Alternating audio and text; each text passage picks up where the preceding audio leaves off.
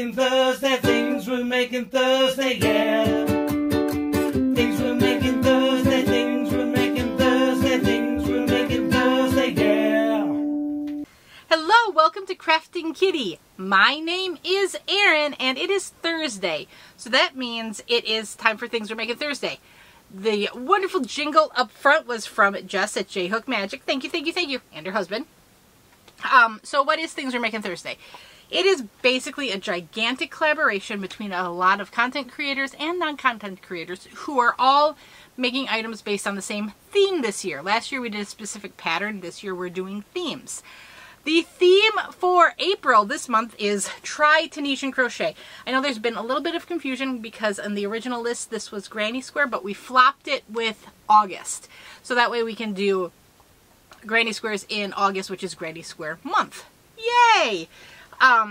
So I have some prior experience with Tunisian, so I wanted to challenge myself and try to make something a little different using a stitch I have not used before. So I found this pattern on Ravelry.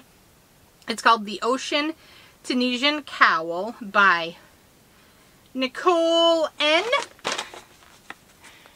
There you go. And it's using a rib and a smock stitch, which I haven't tried before, which I thought would be interesting. I watched a couple of tutorials on the smock stitch. In this instruction, it tells you to yarn over. In a couple of the tutorials I watched on it, they were all yarning under. I did the yarn over as per the instruction, but I don't know what's right. This is the first time I've done this, and I don't know if I'm misunderstanding the instructions. I'm forging ahead. It's happening, people. So, I did find it took a while to get used to, and because I'm offsetting the stitches, I have to keep check marks on my pattern because I am not quite skilled enough to track it in my head to know which row I'm supposed to be on. That's okay. That is fine. It's just going to be a slightly slower project, which means you're probably only going to see this one cowl from me. So you're like, hey, Erin, just show us the work, lady. I am almost 4 inches in, a little over 3.5 inches. So I've done the ribbing, and there is my smock stitch. I quite like it. I think it's a cool looking stitch. One question I have, and I wish there was pictures in the pattern showing the construction. She mentions you are going to increase a stitch on every row 1. So I think it's correct that I'm getting this little bloop going, but I keep checking to make sure I'm not misinterpreting row 2 where we should be removing a stitch to bring it back to even. If anybody's making this or is familiar with the pattern and knows, let me know if I am messing this up. But I do think it might be kind of a cool effect to the cowl and help it kind of bloop in the front, having, you know, a straight side stitched together with a diagonal side. I don't know. I'm hoping it's gonna look cool. I'm hoping I'm doing it right. So I think in pictures, I think the stitch gets a little lost in my yarn. I think basically this is kind of a marled yarn where it's got like a mustard thread wrapped around a tweedy center almost. I'm using Rowan Valley Tweed. It's a yarn I got from my very first Wool Warehouse order. I think it looks very cool here in person, but I think in photographs and pictures it doesn't show up the best. And I feel like I can see the smock stitch, but I'm not sure. Like I said, I'm not sure it's picking up that much in the pictures. But there you go. But in the end, all it matters is that you are happy with whatever item you are creating. And I am very happy with this. It's fun. I feel like I've kind of fallen into a groove, and I'm hoping to have some nice progress for next week. We'll see though. You're supposed to work this until it's like 9.5 inches long. Yep, 9.5 inches or desired length. So we'll see. It might just depend on how much yarn I have. I've got 3 50-gram hanks. That says it uses 100-gram hank, so I should have more than enough. But if, you know, if it's like I get to the 9.5 and I've got a ton left on the second hank, I might go a couple extra inches just to use up more yarn and try to use 2 full hanks to get to the 100 grams. You know what I'm talking about. It's all a game, and we'll play that game when we get to it. Right now, it's just forge ahead and try to get some length. Okay. Ooh, excuse me. I did have some pictures sent to me. I'm going to be honest, I thought last week there were some bags on my Facebook page. I went to look this morning, and I didn't see any bags that I had not yet mentioned before.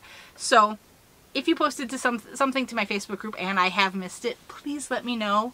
I didn't mean to. I did try to look back, but I did have 4 things sent to my email. Well, 5 things sent to my email because one person sent more than one item to share with you today. So what we have here is, we're going to start with the 2 Tunisian projects, and then I do have a couple bags that I did not share last week. So first in Tunisian, we have Michelle's blanket. It is a wonderful blanket.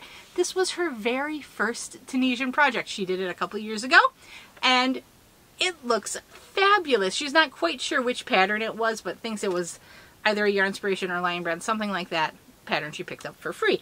I think it looks lovely, and she's looking to get back into Tunisian crochet. So we'll see if she sends anything else this month for us to ooh and ah over. But I love it. It kind of looks like interlock crochet or knitting, and I think that looks so cool.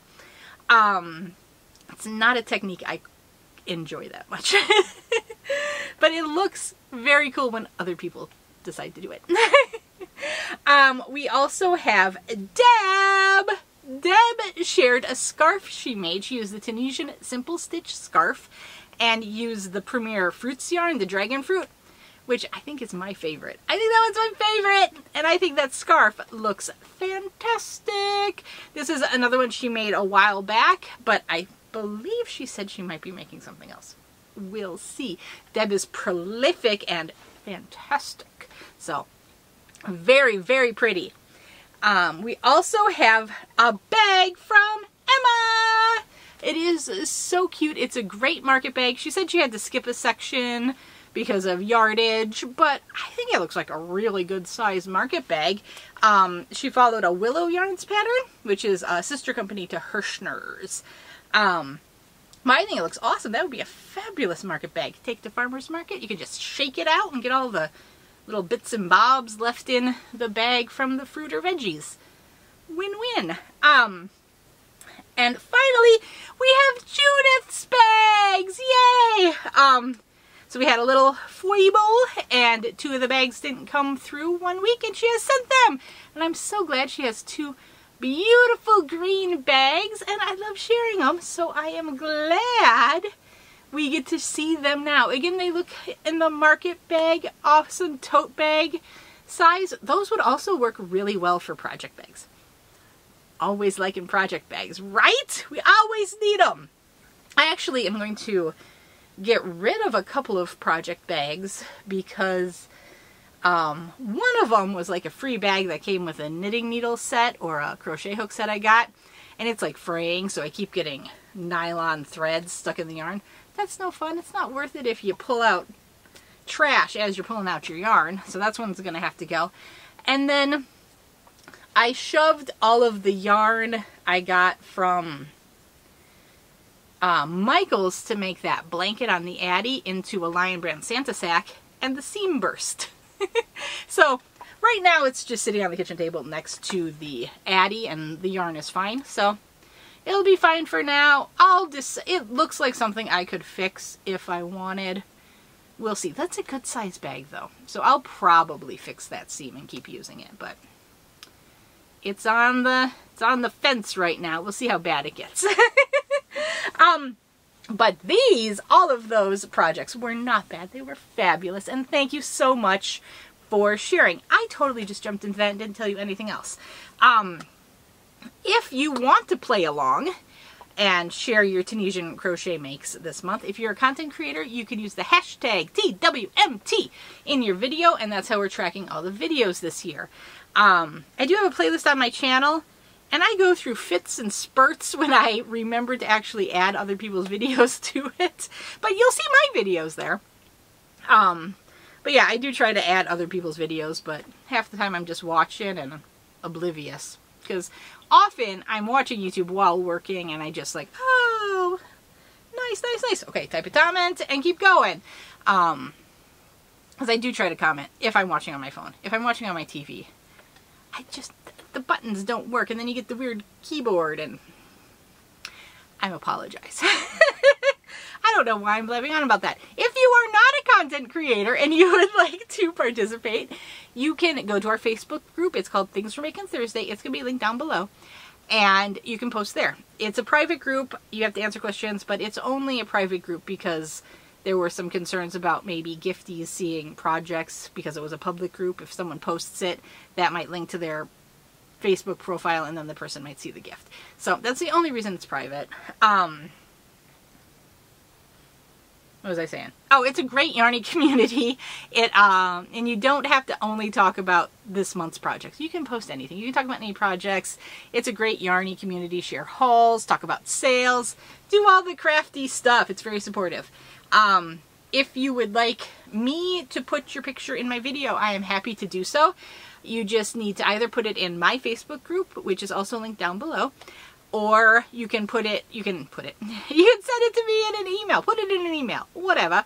Send it to KraftingKitty@gmail.com, which is also in the description box down below. I am having a not great speaking day. I am apologizing. Oh my goodness. I'll tell you what it is. There's something up. I've had a lot of nasal drainage, congestion, head stuff, and it's triggering my vertigo again, and it's making my head very cloudy and icky, and I don't like it. I really wish I could just get this to go away. It's like, I don't know. Sorry. I'm done.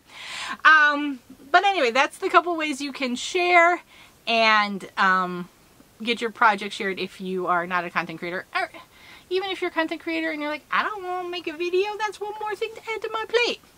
Share it in the Facebook group. Send it to one of us content creators that put the pictures in our videos. We're happy to share. I understand. This YouTube business can get a little difficult at times. And there's so much to do, and I wish I could participate in everyone's events because everyone is so creative and awesome. You gotta pick and choose. Can't do everything, which is sad. We want to do everything, don't we? Okay, I'm done blibber blabbering. I will see you guys all tomorrow with my Fridays with Fred. Bye!